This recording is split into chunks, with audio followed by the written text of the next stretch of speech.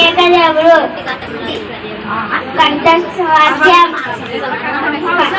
మొదటి ఏకదేవుడు కంఠస్థవాక్యం ద్వితోస్తి కాండము 4:10 మన దేవుడైన యెహోవా అద్వితీయుడైన యెహోవా రెండో దినము యేసే నా ప్రేమమయుడు కంఠస్థవాక్యం యోహాను 11:26 బట్టి నా నందు శ్వాసం ఉంచి పట్టువాడిని ఎన్నటికీ చనిపోడు మూడో దినము యేసు నా సహాయకుడు కంఠస్థవాక్యం ఏషియా 4:10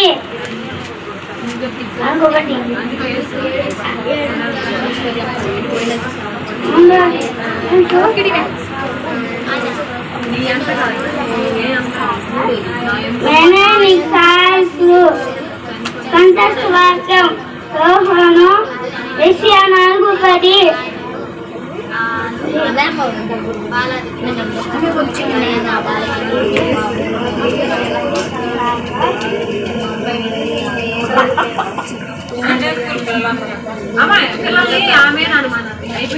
మొదటి దినము త్రియేక దేవుడు కంఠస్థ వాక్యము ద్వితోక్తి కాండము 6:4 మన దేవుడైన యెహోవా అద్వితీయుడైన యెహోవా రెండవ దినము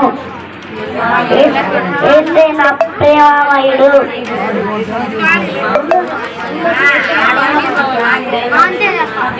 రెండవ దినము యేసే నా ప్రేమమయుడు కంఠస్థ వాక్యము యోహాను 11:26 బ్రతికి నా యందు విశ్వాసం తోడు ప్రతివాడు ఎన్నటికీ చనిపోడు మూడవ దినము యేసే నా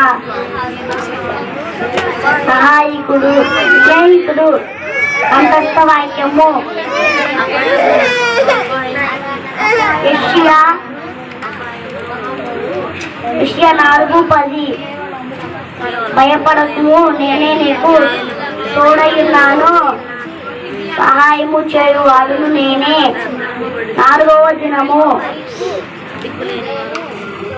యేసే నా సహాయకుడు యేసే నా స్నేహితుడు కంఠస్థ వాక్యము 43:1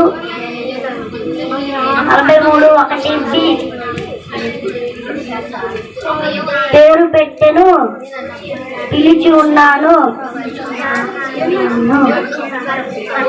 నీవే నా సౌతు ఐదవ దినము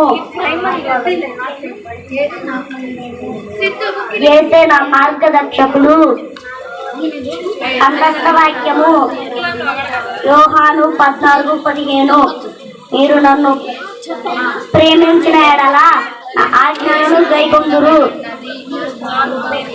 ఏకదేవుడు కంఠస్థ వాక్యము ద్వితోక్తి కాండము 6:4 మన దేవుడైన యెహోవా అద్వితీయుడైన యెహోవా రెండవ దినము యేసే నా ప్రేమమయుడు కంఠస్థ వాక్యము యోహాను 11:26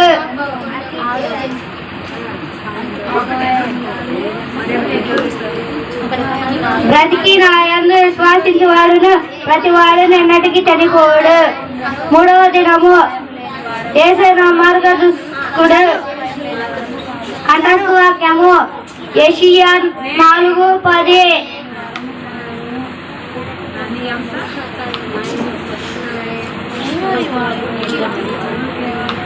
మీరు నన్ను ప్రేమించిన ఎడల నేను మిమ్మల్ని ప్రేమించను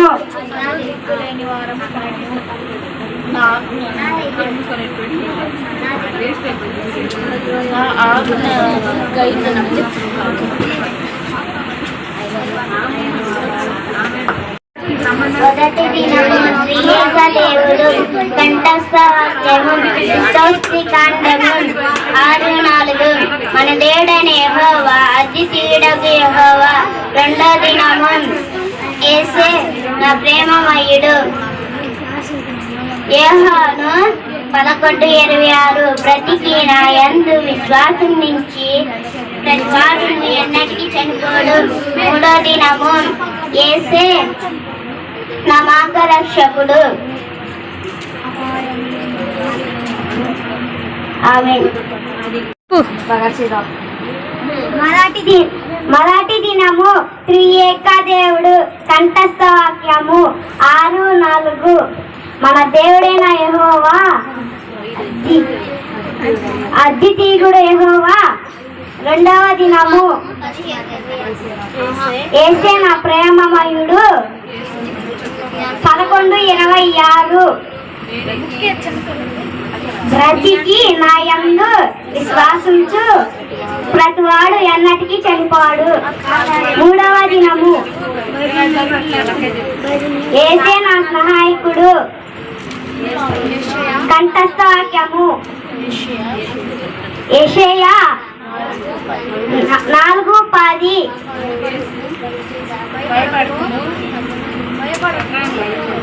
భయపడము, నేను మీకు తోడై ఉన్నాను, నేనే సహాయం చేయవాడు నేనే. ఆమేన్. ధన్యతిత్వము కంఠస్థ వాక్యము యోహాను 14:26. ఆదరణకర్త అనగా తండ్రి నా నామము పంపబోవు పరిశుద్ధాత్మ సమస్తమును మీకు బోధించి నేను మీతో చెప్పిన సంగతులన్నిటినీ మీకు జ్ఞాపకము చేయుము. రెండవ దినము గొప్ప మలుపు మరణము నుండి జీవము కంఠస్థ వాక్యము యోహాను 11:25-26. అందుకు యేసు పునరుద్ధానమును జీవమును నేనే. నా యందు విశ్వాసముంచువాడు చనిపోయినను బ్రతుకును, బ్రతికి నా యందు విశ్వాసముంచి ప్రతివాడును ఎన్నటికీ చనిపోడు. ఈ మాట నమ్ముతున్నావా అని ఆమెను అడిగెను. మూడవ దినము నిరీక్షణతో నింపబడిన జీవితము కంఠస్థ వాక్యము 2 కొరింథీ 4:7-9 వరకు. ఆయనను ఆ బలాధిక్యము మామూలమైనది కాక దేవుని దయమునట్లు గంటలలో ఐశ్వర్యము మాకు కలదు. ఎటుపోయినను శ్రమపడుచున్నాను, ఇరికింపబడు వారము కాము. అపాయములోనున్నను కేవలము ఉపాయములో లేని వారము కాము. ఆమేన్. చెప్పు. మొదటి దినము ధన్యతిత్వము యోహాను 11:26. ఆదరణకర్త అనగా నా తండ్రి నామమున పంపబోవు పరిశుద్ధాత్మ సమస్తమున నీకు బోధించి నేను మీతో చెప్పిన సంగతులన్నిటినీ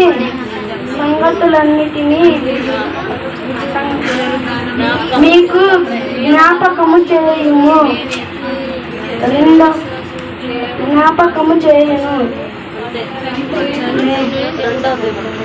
రెండవ దినము మీ గొప్ప మలుపు మరణము నుండి జీవము కంఠస్థ వాక్యము యోహాను 11:25-26. అందుకు యేసు పునరుద్ధానమును జీవమును నేనే. నా యందు విశ్వాసముంచువాడు చనిపోయినను బ్రతుకును, బ్రతికి నా యందు విశ్వాసముంచువాడు ఎన్నటికీ చనిపోయాను అని ఆమె అడిగాను.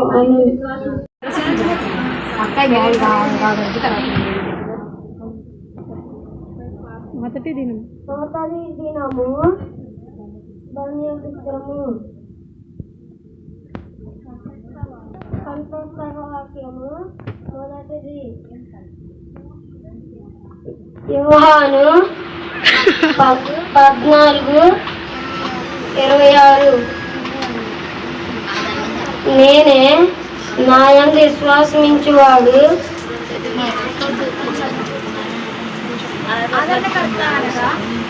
ఆదరణకర్త అనగా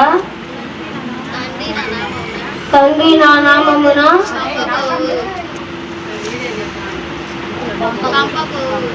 పంపబోవు పరిశుద్ధాత్మను సమస్తముచ్చును నేను మీకు బోధించును నేను మీతో చెప్పాను సంగతులన్నిటినీ గొప్ప మీకు జ్ఞాపకం చేయను. ఆమేన్. యోహాను 14:26. ఆదరణకర్త అనగా తండ్రి నా నామమున పంపబోవు పరిశుద్ధాత్మ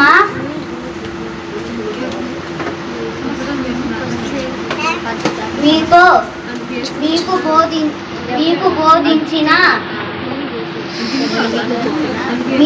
నేను మీతో చెప్పిన సంగతులన్నిటినీ మీరు జ్ఞాపకము చేయును. రెండవ దినము గొప్ప మలుపు మరణము నుండి జీవము కంఠస్థ వాక్యము యోహాను 11:25-26. అందుకు యేసు పునరుద్ధానమును జీవము నేనే. నా యందు విశ్వాసముంచువాడు చనిపోయును బ్రతికి నా యందు విశ్వాసముంచువాడు ఎన్నటికీ చనిపోడు అని ఆమె చెప్పాను. ధన్యత్వము కంఠస్థ వాక్యము యోహాను 8:5-8.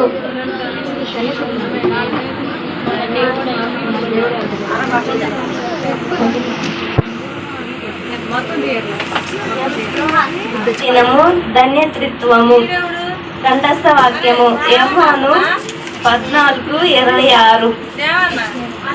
ఆదరణకర్త అనగా తండ్రి నా నామమున పంపబోవు పరిశుద్ధాత్మ సమస్తమును మీకు బోధించి నేను మీతో చెప్పిన సంగతులన్నీ జ్ఞాపకము చేయను. రెండవ దినము గొప్ప మలుపు మరణము నుండి జీవము యోహాను 11:26-27. అందుకు యేసు పునరుద్ధానమును జీవమును నేనే. నా యందు విశ్వాసముంచువాడు చనిపోయినను బ్రతికి నా యందు విశ్వాసముంచు ప్రతివాడును ఎన్నటికీ చనిపోడు. మూడవ దినము నిరీక్షణతో కలిగి నిరీక్షణతో నింపబడిన జీవితము 2 కొరింథీ 4:7.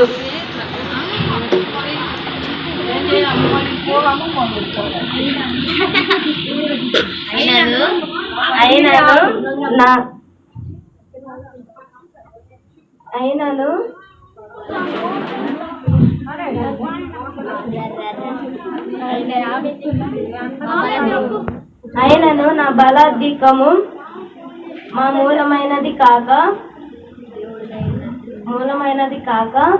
దేవుని దయనున్నట్లు మట్టి కటముల్లో ఈ ఐశ్వర్యము కలదు. ఎటుపోయినను శ్రమపడుచు ఇరికింపు వారము కాము. అపాయములోనున్న కేవలము ఉపాయము లేని వారము కాము. తరమబడుచున్నాను దిక్కులేని వారము కాము. పడదోయి వారము నశించు వారము కాము.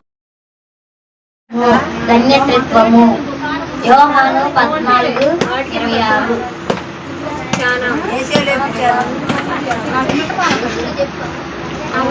ఆదరణకర్త అయిన తండ్రి నా నామమున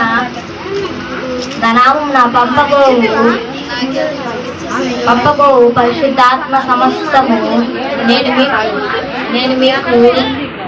నేను మీతో చెప్పిన సంగతులన్నిటినీ జ్ఞాపకం చేయును. రెండవ దినము గొప్ప మలుపు మరణము నుండి జీవము యోహాను 11:25-26. యేసు పునరుద్ధానమును జీవమును నేనే. నా యందు విశ్వాసముంచు ప్రతి వాడును చనిపోయినను బ్రతికినను బ్రతికి నా యందు విశ్వాసముంచు ప్రతి వాడును ఎన్నటికీ చనిపోడు అని ఆమెతో చెప్పాను. 3వ దినము 2వ కొరింథీ 3వ దినము నిరీక్షణతో నింపబడిన జీవితము. 2వ కొరింథీ 4:7-9. అయినను మా బలజ్ఞంకమును మా మూలమైనది కాగా దేవుని దయ ఉన్నట్టు మంటి ఘటములో ఈ ఐశ్వర్యము కలదు. ఎటు పోయినను శ్రమపడుచున్నాము, ఇరికింపబడిన వారము కాము. అపాయములో నుండను కేవలం ఉపాయము లేని వారము కాము. తరుమబడుచున్నాము, దిక్కులేని వారము కాము. పడద్రోయబడుచున్నాము, నశించు వారము కాము. ఆమేన్.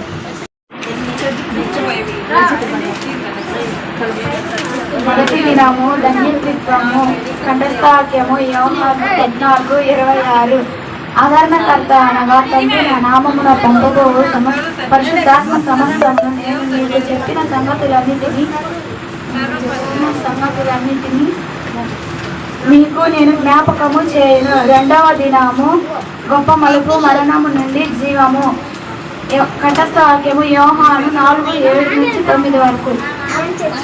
అందుకు యేసు పునరుద్ధానమును జీవమును నేనే. నా యందు విశ్వాసముంచు వాడు చనిపోయినను బ్రతుకును, బ్రతికి నా యందు విశ్వాసముంచు ప్రతి వాడును ఎన్నటికీ చనిపోడు.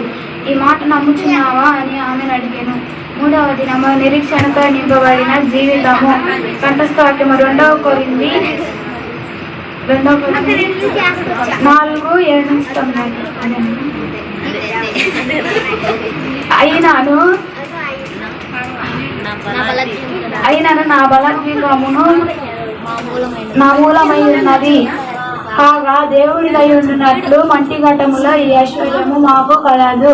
ఎటుపోయినను శ్రమపడు వారమే కానీ ఇరికింపబడవారము కాము. అపాయములో ఉన్న కేవలము భయము లేని వారము కాము. తరుముచున్నను తరమబడిన వారము, దిక్కులేని వారము కాము. పడద్రోయబడిన వారము, నశించు వారము కాము. ఆమేన్. మొదటి దినము ధన్యత్వము. యోహాను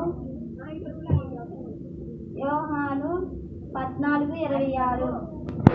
ఆదరణకర్త అనగా తండ్రి నీ నామమున పంపబోవు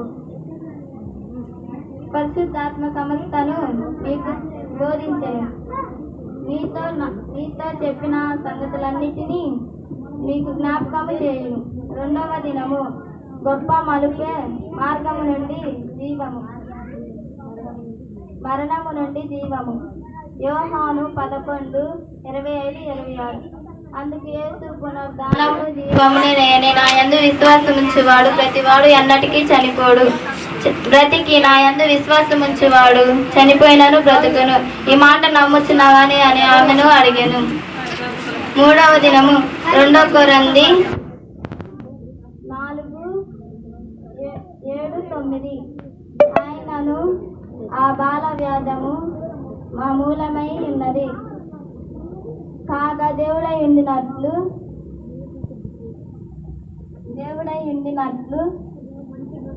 మట్టి ఘటములలో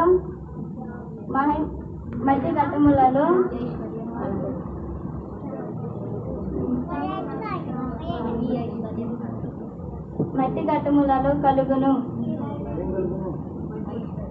ఈ ఐశ్వర్యము కలుగును.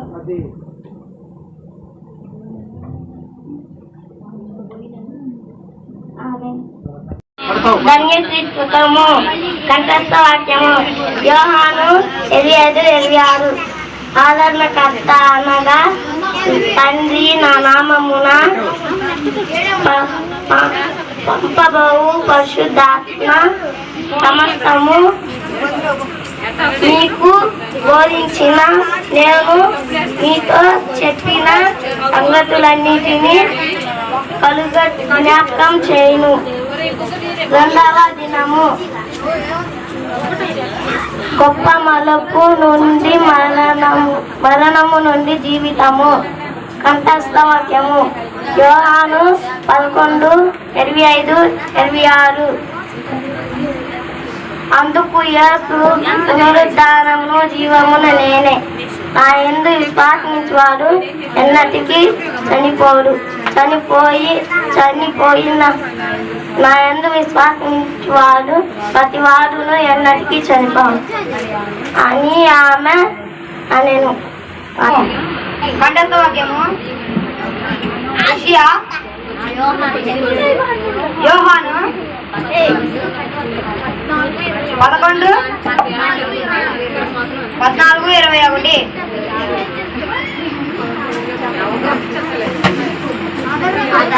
ఆదరణకర్త అనగా తండ్రి నా నామమున పంపబోవు పరిశుద్ధాత్మ సమస్తము మీకు వచ్చిన చెప్పిన సంగతులన్నీ మీరు జ్ఞాపకము చేసుకొనుడి. రెండవ దినము గొప్ప మొలుపు మరణం నుండి జీవము. కంఠస్థ వాక్యము యోహాను 11:25-26. అందుకు యేసు పునరుద్ధానమును జీవమును నేనే. ఐదవ దినము ఆయన మార్గంలో జీవించుట. కంఠస్థ వాక్యము యోహాను 14:15. నేను మిమ్మల్ని ప్రేమించిన ఎడల నా ఆజ్ఞను గైకొనుదురు. ఆరవ దినము నా జీవితము నా గృహము. కంఠస్థ వాక్యము ఆదికాండము 50:19. యేసువా భయపడుకుడి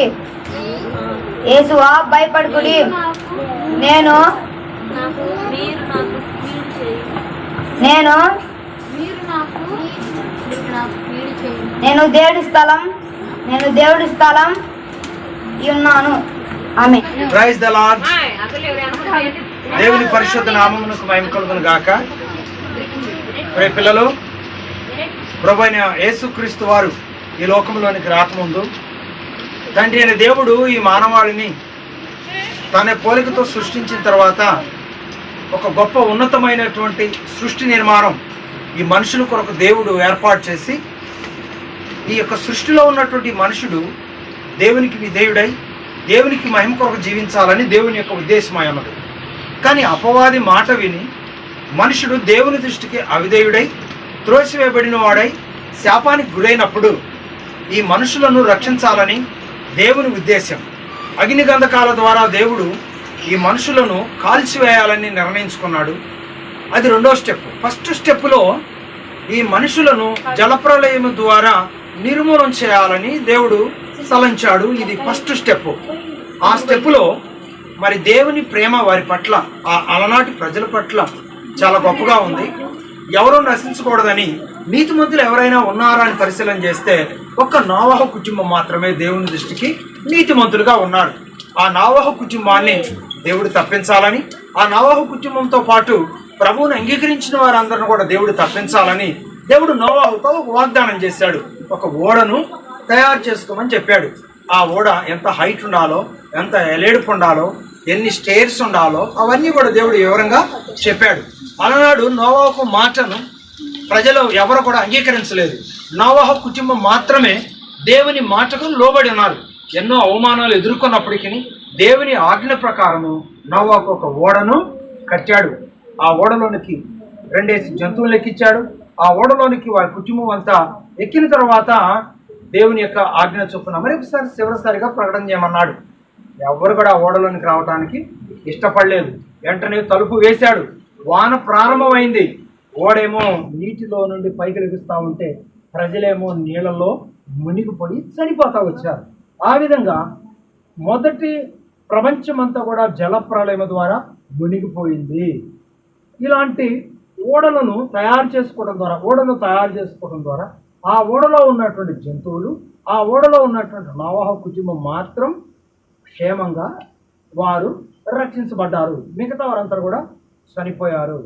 ఈ ఓడ 40 రాత్రులు 40 పగళ్ళు భూమిలో నుండి వర్షము, ఆకాశంలో నుండి వర్షము వచ్చినందువలన వారు ఎలాంటి అపాయం లేకుండా మరి తప్పించుకొని క్షేమంగా రక్షించబడ్డారు. కారణం ఏంటి? వారు ఓడలోనికి వెళ్ళిన దాన్ని బట్టి. ఈ ఓడ అరారాతు పర్వతాల మీద నిలిచింది. ఆ తర్వాత నీళ్ళన్నీ డౌన్ అయిన తర్వాత మరలా నోవాహు కుటుంబం, జంతువులు ఓడలో నుంచి బయటకు వచ్చారు. అక్కడి నుంచి మరొక ప్రపంచం స్టార్ట్ అయింది.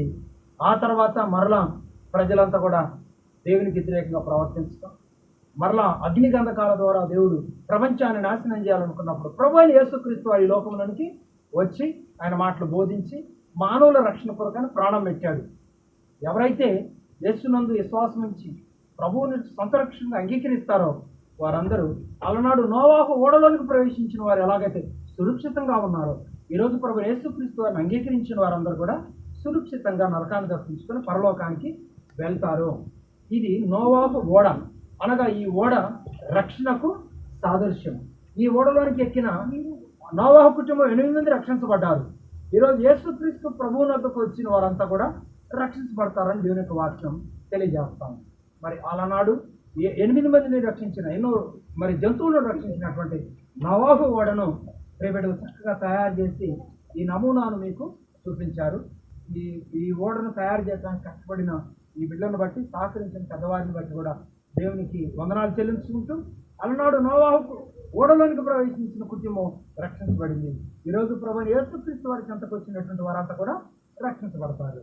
కనుక మనందరం కూడా ప్రభు రక్షణ గుర్తించిన వారం, దేవుని ప్రణాళికలు నడుస్తున్నటువంటి వారం, ఇంకా రక్షణ ప్రణాళికలో లేని వారందరికీ కూడా మీరు దేవుని మాటలు చెప్పి రక్షణ ప్రణాళికలను నడిపించాలని ప్రభుపేట నేను తెలియజేస్తున్నాను. దేవుడి మాటలు దీవించును గాక. ఆమేన్. ఈ కూడా నమూనాను తయారు చేసిన ఈ బిడ్డలను దేవుడు దీవించును గాక. ఆమేన్. అయితే అబ్రహాము దేవుని దగ్గర ఎంతో విశ్వాసంగా పనిచేసేవాడు. దేవుడు అబ్రహాముకి సంతానం 75 సంవత్సరాలుగా సంతానం లేదు. అయితే దేవుడు అబ్రహాము ఒక అన్యజనుడు. అయితే అబ్రహాము దేవుని దగ్గర ఎంతో విశ్వాసంగా పనిచేస్తాడు. దేవుడు అబ్రహాముకి 75 సంవత్సరాలుగా సంతానం లేదు. అయితే దేవుడు అబ్రహాముకి వాగ్దానం చేశాడు, అబ్రహామా నీకు సంతానాన్ని కలుగు చేస్తానని. అది నెరవేర్చుకోవటానికి 20 సంవత్సరాలు పట్టింది. అయితే శారా కడుపులో ఇస్సాకు పడంలోనే దేవుడు బలిస్తానని బలి ఇవ్వమని కోరాడు. బలికి వెళ్తుంటే దేవుడు అప్పుడేం చెప్పాడంటే, అబ్రహామా ఆగుము, నీ పురుషుడు నాకు వద్దు, గొర్రె పిల్లని తెచ్చి నాకు బలి ఇవ్వమని అడిగాడు.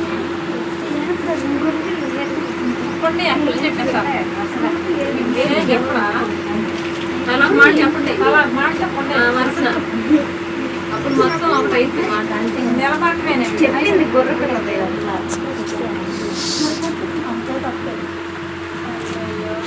మళ్ళీ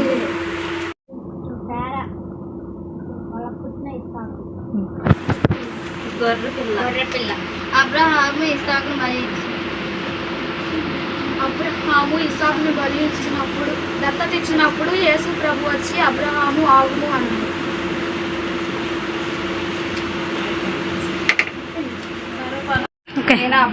అబ్రహాము ఒక అన్యజనుడు. అబ్రహాము దేవునికి ఎంతో ఇష్టడు. అబ్రహాము దేవదూతల యందు దేవుని ప్రచారం చేట ఊరు తిరిగి దేవుని ప్రచారం ఎంతో ఇష్టంగా చేసేవాడు. అబ్రహాము భార్య అయిన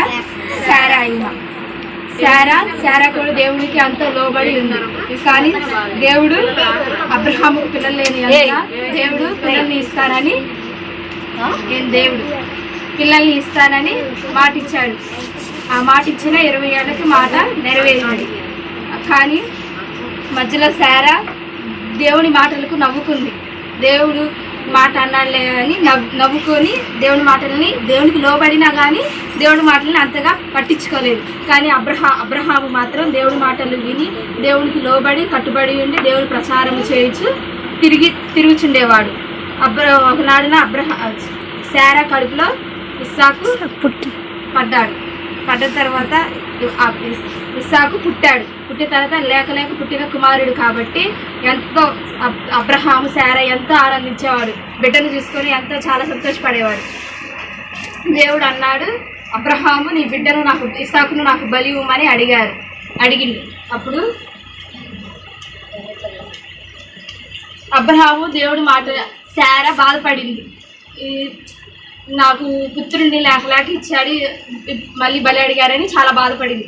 కానీ అబ్రహాము బాధ ఒక రవ్వంత కూడా బాధపడకుండా అబ్రహాముని ఇస్సాకుని బలికి తీసుకెళ్ళి కట్టెలను పేర్చి ఆ కట్టెల పైన ఇస్సాకును పడుకోబెట్టి తనను బలి ఇవ్వటానికి నరకటానికి కత్తి నెడితే దేవుడు అబ్రహాముని అన్నాడు, అబ్రహాము ఆగుము, నీ కుమారుడు నాకు బలి ఇవ్వద్దు, పొదలో ఉన్న ఆ గొర్రె పిల్లను తెచ్చి నాకు బలి ఇవ్వమని అడిగాడు.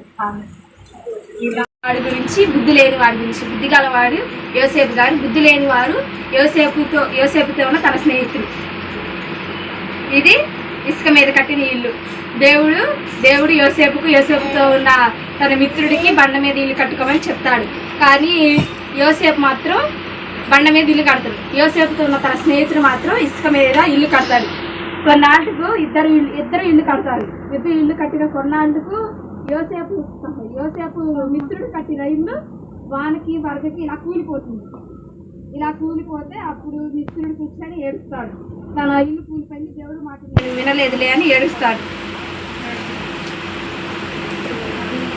కానీ యోసేపు మాత్రం దేవుడి మాటకు విని దేవుడి మాటకు లోబడి బండ మీద ఇల్లు కట్టాడు. వాన వచ్చింది, వరద వచ్చింది, గాలి వచ్చింది, దేనికి తన ఇల్లు మాత్రం కూలిపోలేదు, ఒక్క రవ్వ బిళ్ళ కూడా కదిలిపోలేదు. తన ఇల్లు దృఢంగా బలంగా ఉంది. ఇంకా ఇది బుద్ధి గలవాడు బండ మీద ఇల్లు కట్టుట, బుద్ధి లేనివాడు ఇసుక మీద ఇల్లు కట్టుట.